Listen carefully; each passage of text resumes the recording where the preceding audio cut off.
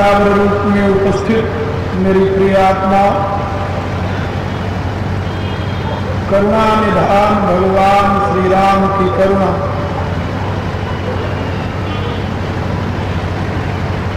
आप सभी के लिए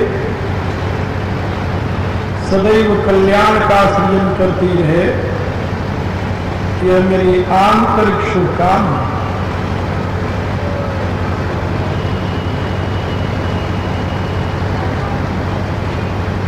कई दिनों से आप सभी यहाँ उपस्थित होकर श्री रामचरित्र के माध्यम से सुव्यवस्थित जीवन जीने की और सुव्यवस्थित समाज की संरचना की व्यवस्था से संबंधित विचार सुन रहे हैं। स्वस्थ जीवन ही स्वस्थ समाज की रचना में हेतु बनता है। यदि व्यक्ति का जीवन दोषयुक्त है, स्वस्थ नहीं है, तो समाज स्वस्थ नहीं हो सकता। कल मैंने एक बात बताई थी आप लोगों को,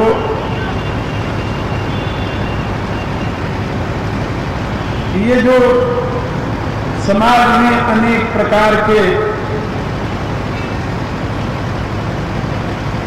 अव्यवस्था के हेतु इस समय वृद्धि को प्राप्त हो रहे हैं, इनमें कारण है मानसिक रोग।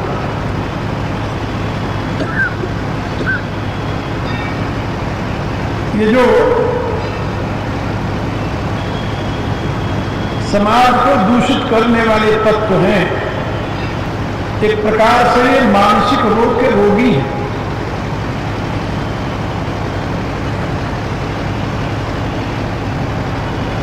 शास्त्रकारों ने इनको इसी दृष्टि से देखा है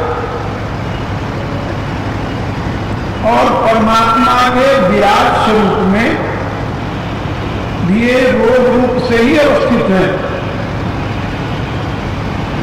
इसलिए जैसे रोगी का नाम करना चाहिए, इलाज करना चाहिए, उससे घृणा, उसकी उपेक्षा, उसका तिरस्कार नहीं करना चाहिए। इसी प्रकार से जो लोग इस समाज में दूषित आचरण से ग्रस्त हैं, यथार्थ उनका मानसिक इलाज होना चाहिए और मानसिक चिकित्सा से ही वे पुनः स्वस्थ हो सकते हैं। और मानसिक चिकित्सा से पूर्व बौद्धिक चिकित्सा होनी चाहिए, क्योंकि बौद्धिक रोग ही मानसिक रोग के रूप में प्रकट होता है। और इसकी चिकित्सा का एकमात्र उपाय अध्यात्मवाद है। अन्य जितने वाद हैं वो मनुष्य के दोषों के निराकरण में सक्षम नहीं है। अध्यात्मवाद ही एक ऐसी प्रक्रिया है जो मनुष्य के जीवन को दोष मुक्त बनाने में सक्षम है। अध्यात्मवादी जीवन प्रक्रिया का मूल आधार जो है वह परम तत्व की समर्चना है, आराधना है। महात्मा विभीषण अपने दूषित समाज को, दोषग्रस्त समाज को उसी चिकित्सा की सीख दे रहे हैं। जैसे आज हमारे इस समाज में आसुरी प्रवृत्तियों का प्राबल्य होता जा रहा है,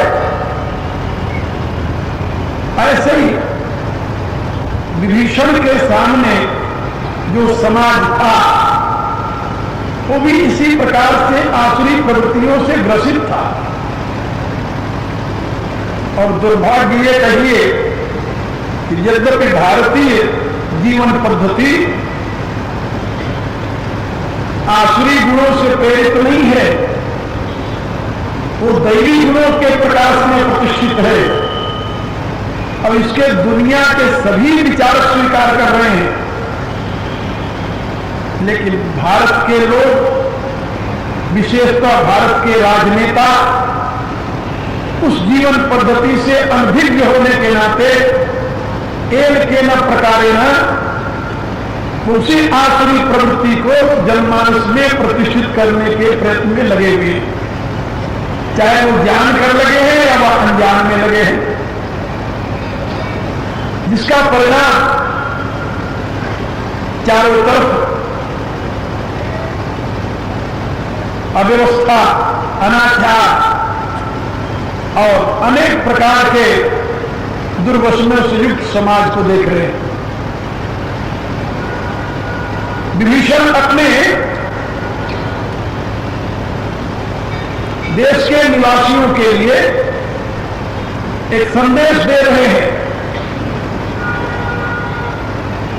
जीवन के इस महाभयंकर रोग को, जिसको काम, क्रोध, लोभ, मोह, मद, मत्सर आदि के नाम से जाना जाता है, कैसे दूर किया जा सकता है, इसका उपदेश देते हुए वो बताते हैं कि जब तक व्यक्ति अपने जीवन के कारण रूप जो सोर्स ऑफ लाइफ है, उस अनंत चैतन्य धर्म में स्वयं को प्रतिष्ठित करने का प्रयत्न नहीं करेगा, तब तक इन दोषों से मुक्त नहीं हो सकता। ये अध्यात्मवादी दृष्टिकोण है।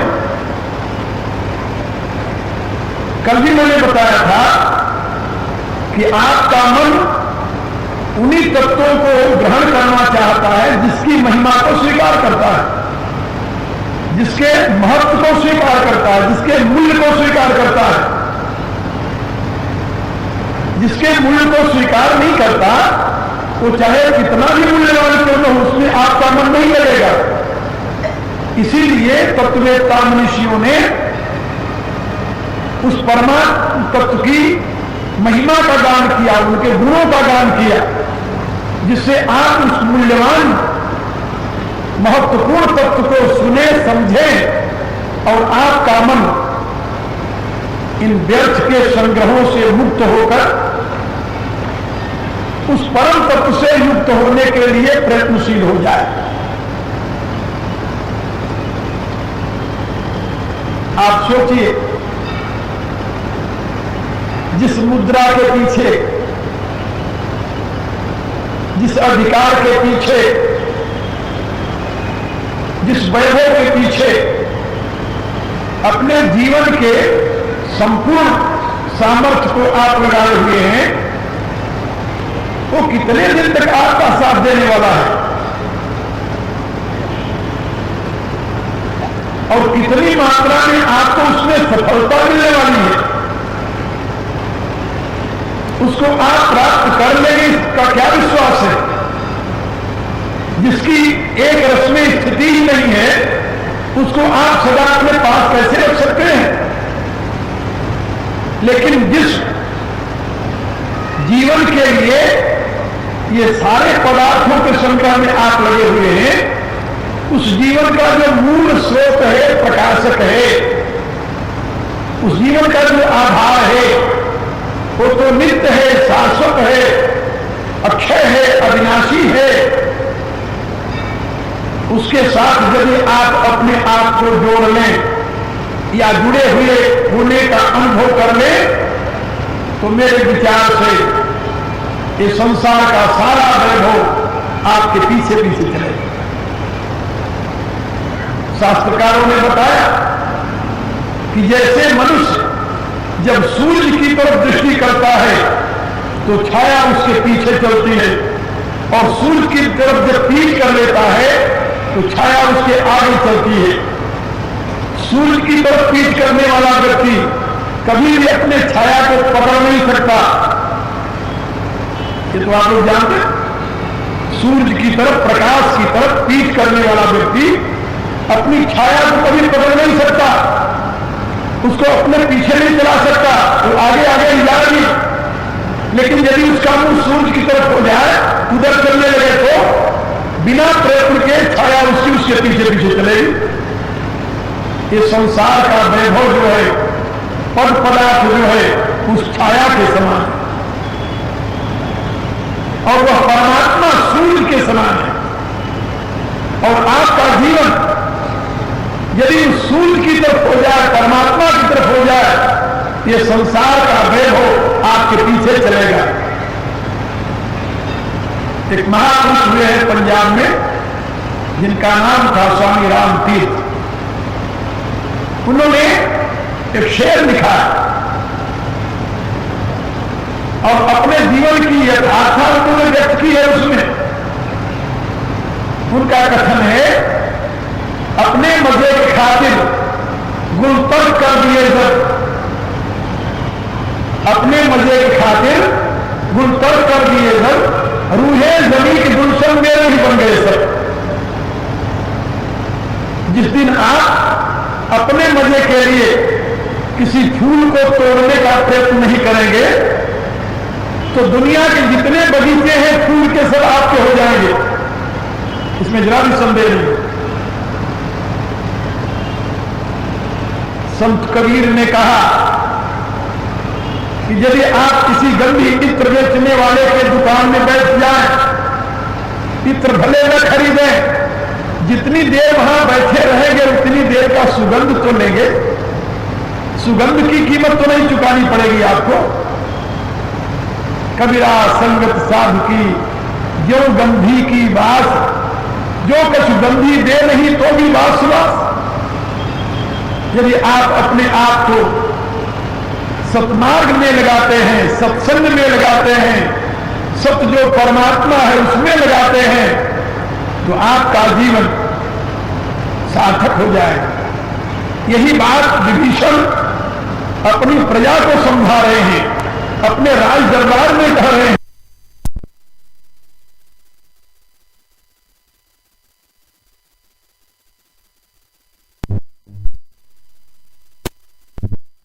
अपने राजा को भी समझा रहे हैं।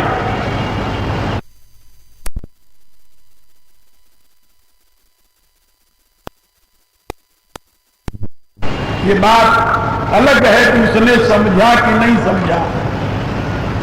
नहीं समझा तो उनकी कोई हानि नहीं हुई, न समझने वालों की हानि अवश्य हुई।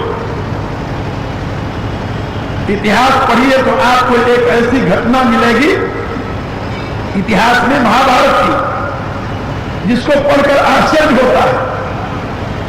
भगवान व्यासदेव, जिन्होंने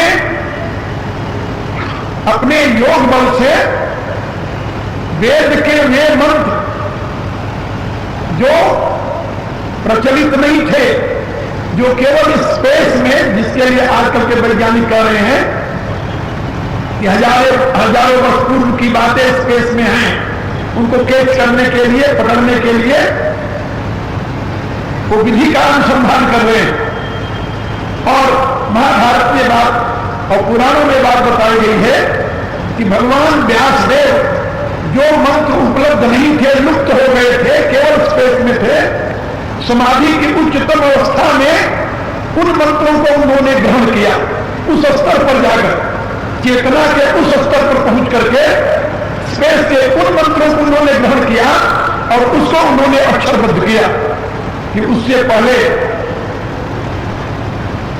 लिखने की प्रक्रिया इतनी प्रचलित नहीं थी। ग्रंथ का प्रणयन होता था और वो एक दूसरे के द्वारा स्मरण करने की प्रक्रिया थी। तो व्यासदेव ने उन मंत्रों को संकलित करके वेद के स्वरूप में अभिव्यक्त किया, ग्रंथ के रूप। इतने महान योगी थे और उन्हीं की एक प्रकार से संतानें थी कठोर, धृतराष्ट्र और पांडु, और उन्हीं के बच्चे थे आगे पांडव और कौरव, दुर्योधन आदि। और भगवान व्यासदेव ने अनेकों बार धृतराष्ट्र को समझाया और कहा कि तुम अन्याय के रास्ते पर चल रहे हो, तुम्हारे लड़के अन्याय कर रहे हैं, और जो परमात्मा की विभूति भगवान कृष्ण है वो धर्म रक्षक है, वो धर्म के साथ है। और यतो धर्म ततो कृष्ण, यथो कृष्ण ततो जय, जहां धर्म है वही कृष्ण है, जहां कृष्ण है वही विजय है। इसलिए तुम अपने विनाश से बचने के लिए अपने बच्चों को समझा दो। तो क्या दुर्योधन आदि मान गए उनकी बात? नहीं मान। वो अंधा धृतराष्ट्र नहीं माना, और की बात छोड़िए, भगवान स्वयं दूत बन करके गए और दुर्योधन की सभा में कहा कि भाई पांचों पांडवों को 5 गांव दे दो। गांव क्यों? राज्य नहीं मांगते, 5 गांव दे दो उनकी जीविका के लिए, तुम सारे भारत पर राज्य करो, हम युद्ध नहीं चाहते। लेकिन जब बुद्धि भ्रष्ट होती है और लोभ इतना प्रबल हो जाता है, कामनाएं इतनी प्रबल हो जाती हैं, तो मनुष्य दुर्योधन की तरह अंधा हो जाता है। दुर्योधन उत्तर में क्या कहता है कि बिना युद्ध किए सूली की नोक पर जितनी मिट्टी आती है उतनी भी मिट्टी में देने के लिए तैयार नहीं, बिना युद्ध किए। तो भगवान जब दुर्योधन को नहीं समझा सके, और तत्कालीन जनता की स्थिति देखिए आप। लोग कहते हैं जनता को जागृत करो, जनता को जागृत, जनता को क्या जागृत किया जाए? तत्कालीन जनता की स्थिति देखिए। भगवान कृष्ण से बड़ा हमारे अभी तक इतिहास में कोई ऐसा शक्तिशाली, कोई ऐसा ज्ञानवान, कोई ऐसा प्रेमी महापुरुष देखने को नहीं मिला इतिहास। और उन्होंने स्वयं इतना प्रयत्न किया, लेकिन याद रखो जिस पक्ष में भगवान कृष्ण थे वहां 7 अक्षौहिणी सेना थी, और जो उनके विरोध में थे वहां 11 अक्षौहिणी सेना थी। और यदि आजकल की डेमोक्रेसी होती तो इस भारत का सम्राट युधिष्ठिर धर्मराज न बनता, दुर्योधन के मत्थे पर ताज रखा जाता, क्योंकि बहुमत उसके साथ था। ये तो आप लोग जानते हैं डेमोक्रेसी में क्या हो रहा है। 100 विद्वान एक तरफ हो और 100 मूर्ख एक तरफ हो, और उसमें एक मूर्ख और बढ़ जाए, मूर्ख 101 हो जाए तो 100 विद्वानों का होना बेकार। ये तो आप देख रहे हैं, इसको डेमोक्रेसी कहते हैं। और यदि यही उत्तम शासन तंत्र है, राज्य संचालन का, समस्त व्यवस्था संचालन की यही प्रक्रिया उत्तम है, तो फिर भगवान रक्षा कर सकते हैं। जहां विवेक की महिमा नहीं है, जहां सर गिना जाता है बुद्धि नहीं गिनी जाती, जहां हाथ गिना जाता है इसके अंदर शक्ति नहीं गिनी जाती। आप सोचिए वो कौन सी प्रणाली है? बुद्धिमानों की प्रणाली है या अज्ञानियों की, मूर्खों की? ऐसी व्यवस्था कोई बुद्धिमान समाज कर सकता है या मूर्ख समाज करेगा? और आप लोग जानते हैं, आप अपने परिवार में ही देख लीजिए, उसमें समझदार कितने होते हैं, सजग कितने होते हैं, और अल्पज्ञ कितने होते हैं परिवार में। आपको मालूम है कि हर एक परिवार की स्थिति गिनी जाए तो सभी परिवारों में केवल 1-2 आदमी, 2-4 आदमी समझदार होते हैं। तो पूरे समाज में बुद्धिमान कितने होंगे, समझदार कितने होंगे, राष्ट्र के हित की चिंता करने वाले कितने होंगे, समाज के हित की चिंता करने वाले कितने होंगे? जरा कल्पना कीजिए। और ऐसी स्थिति में जहां पर समझदारों का कोई मूल्य न हो, बुद्धि का जहां पर कोई आदर न हो, विवेक के लिए जहां स्थान न हो वहां पर सुख और शांति की कल्पना करना ये तो आकाश से दूर ढूंढने के समान याद। तो मैं आप लोगों को बता रहा था कि भगवान कृष्ण स्वयं नहीं समझा सके उस समय के समाज को, क्योंकि समाज विनाश के गर्त में जाने के लिए तैयार था। तो महात्मा विभीषण नहीं समझा सके अपने लंकापुरवासियों को, क्यों कि वो भी मृत्यु के ग्रास बनने के लिए तैयार थे। इसी रूप से जो समाज विवेक खो देता है, जो समाज विचार खो देता है, जो समाज धर्म को जीवन के विकास में हिंड्रेंस समझने लगता है, क्या समझे? हाँ, वर्तमान के नेताओं से पूछिए कि समाज के राष्ट्र के विकास में धर्म का भी कोई स्थान होना चाहिए, वो कहते नहीं नहीं ऐसा तो नहीं, धर्मनिरपेक्ष समाज होना चाहिए, धर्मनिरपेक्ष जीवन होना चाहिए। जानते हो ऐसा क्यों कहते हैं नेताओं? क्योंकि धर्म के 3 परिणाम हैं। सबसे पहले धर्म में ईश्वर को स्वीकार किया जाता है कि ईश्वर पाप पुण्य का दृष्टा है। वो सोचते हैं ईश्वर को स्वीकार करेंगे तो उसे डरना पड़ेगा, पाप से बचना पड़ेगा, पुण्य का काम करना पड़ेगा, इसलिए ईश्वर को यह स्वीकार कर दो, बात खत्म हो जाए। दूसरा, धर्म में स्वर्ग नरक मानते हैं कि बुरा करोगे तो नरक में जाओगे और अच्छा करोगे तो स्वर्ग मिलेगा। वो कहते हैं हम स्वर्ग नरक को मानेंगे ही नहीं तो नरक में जाएंगे कैसे, इसलिए उन्होंने नरक स्वर्ग को स्वीकार कर दिया। और धर्म में दूसरे की सेवा करनी पड़ती, दूसरे का हित करना पड़ता है, स्वार्थ का त्याग करना पड़ता है। और वो सोचते हैं यदि स्वार्थ का ही त्याग कर दिया तो फिर रहेगा क्या? सोचो पहले, जनता की सेवा के नाम पर यदि अपनी स्वार्थ की सिद्धि हम नहीं कर सके तो इससे बढ़िया और कौन उपाय मिलेगा? मेहनत करके स्वार्थ की सिद्धि करना तो बहुत मुश्किल बात है। इसलिए सबसे बढ़िया बिजनेस आजकल दाम, हर एक राजनेता ये सोचता है कि मेरा लड़का नेता बन जाए, क्योंकि इससे बढ़िया बिजनेस कोई दूसरा आए नहीं। वो क्या कहते हैं, कहावत है ना, रंग लगे फैक्ट्री तो रंग चोखाओ, क्या कहते हैं। तो ये जो स्थिति है आजकल कि without any investment you can be a rich man if you want to be a good leader. Good leader माने कई लीडर, जनता को यह समझा सको कि हम तुम्हारी सेवा के लिए हैं, और जनता भोली भारी समझ जाती जरूर इस बड़ा सेवक को आएगा हमारे पास, हम तो धन्य हो गए ऐसे सेवक को पाकर। इसमें विचारवान व्यक्ति क्या करेगा? भारत में बड़े बड़े विद्वान बैठे हुए हैं, हम लोग आपस में बैठ करके विचार करते हैं और उसमें चिंता करते हैं कि इस देश का होने वाला क्या है। 1 अरब की आबादी वाला देश, 1 अरब की आबादी इस देश की हो गई है। तो 1 अरब की आबादी वाले देश में जहां पर आज भी more than 65% people are illiterate, 65%।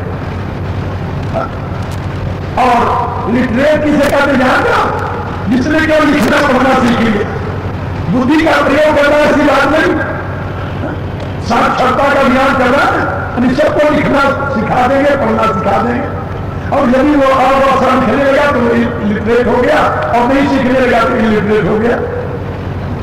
और हमारे यहाँ स्कूल से लेकर कॉलेज तक की जो शिक्षा है, उस शिक्षा में कौन सा क्रिएटिविटी है ये भी आप लोग देख रहे हो आजकल। और ऐसे देश में जहां पर आज भी अवध लोगों का बहुमत है, और इसमें डेमोक्रेसी ऐसी प्रक्रिया से राष्ट्र के उत्थान, राष्ट्र के निर्माण की व्यवस्था, यदि अनाचार, अत्याचार, दुराचार का आधिपत्य नहीं बनाएगी तो क्या बनाएगी यहां पर? आप सोचिए जरा। और यही स्थिति थी लंका में रावण के समय। तुलसीदास ने स्वयं लिखा है कि जब युद्ध होने लगा तो भांडवों की जब मार पड़ी, क्योंकि सदाचारी जो है वो हमेशा अनाचारी से स्ट्रोंग होता है, अधिक शक्तिशाली होता है।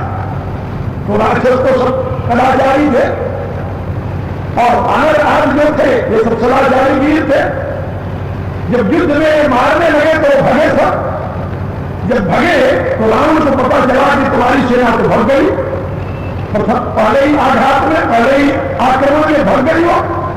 तो रावण दौड़ करके आया, सेना ने देखा भक्ति जा रही थी, उसने लोग कहा आप रुक जाओ, रुक जाओ। सारी सेना दल के मारे रुक गई। वो कहता है कि सर्व सिखाई भोग परिमाना, अब समर भूमि भये वल्लभ प्राणा।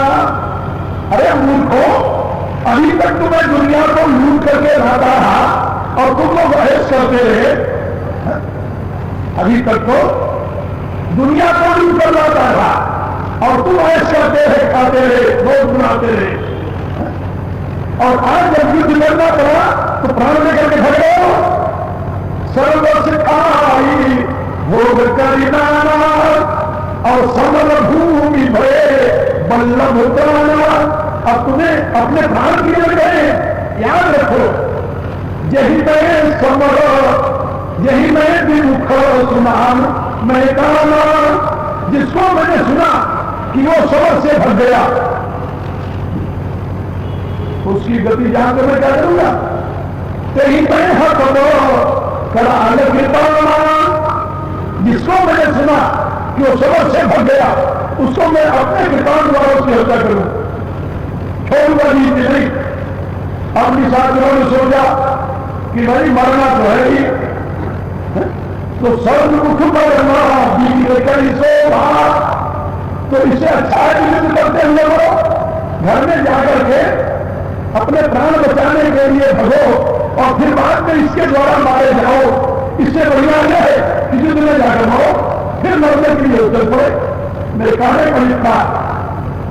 लेकिन युद्ध प्रारंभ होने से पहले अपनी हार मान चुके थे लंकावासी कि उन्होंने साफ कहा था, साफ ये स्वीकार किया था, ये जो कुछ रावण कर रहा है इससे लंका का कल्याण नहीं। निज निज गृह सब कहीं विचारा नहीं निश्चल कुल के उतारा। अपने अपने घरों में स्व निर्णय करते थे कि अपनी साचर वंश का कल्याण बच नहीं सकता, सबका सर्वना करना अवश्य। और धीरे धीरे आप अपने वर्तमान की स्थिति देखते जाइए और उससे कंपेरिजन तुलना कीजिए कि क्या यही स्थिति आगे नहीं बढ़ रही, क्या इस देश में। सोचिए क्या होने वाला है, क्या होगा भविष्य में। विभीषण इससे चिंतित है कि राष्ट्रप्रेमी है, देश प्रेमी है, जन कल्याण के हितैषी है, साक्षी है। इसलिए हम चाहते हैं कि हमारे देश की जनता सही मार्ग पर चले और सही मार्ग पर चलाने के लिए ही वो राम की सभा में अपना वक्तव्य देते हैं। काम मगलो सब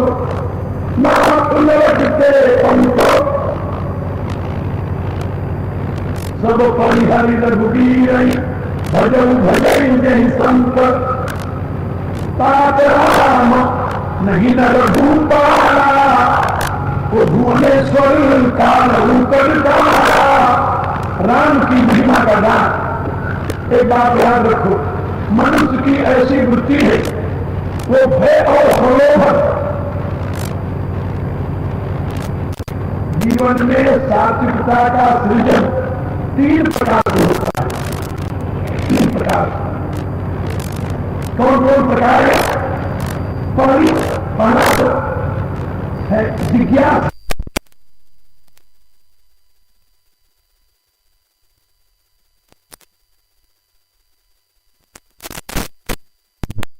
स्वयं में उत्कंठा हो दिव्यता को प्राप्त करने की, पूरा को प्राप्त करने की, तब उस मार्ग पर आदमी आगे बढ़ता है। यदि स्वयं की चाह न हो, जिज्ञासा न हो, तब उसके लिए 2 और रास्ते हैं। कौन कौन से? एक तो रास्ता है प्रलोभन का, और दूसरा रास्ता है भय। भय दिखाइए, प्रलोभन दिखाइए सही रास्ते पर ले आइए। इसी आधार पर हमारे यहां ये नरक और स्वर्ग की व्याख्या की गई पुराणों में। मैंने बताया था कि वेद में नरक शब्द नहीं है कहे, पुराणों में इसकी व्याख्या की गई कि यदि बुरा कर्म करोगे तो नरक में जाओगे। वहां 108 प्रकार के नरकों की व्याख्या की गई। ये कुंभी पाक नरक है, रौरव नरक है, ये 80 पत्र नरक है।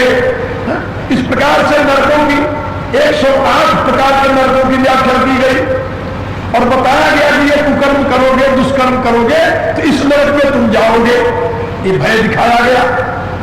और यदि अच्छे काम करोगे फिर तुम स्वर्ग में जाओगे, तो स्वर्ग की व्याख्या की गई।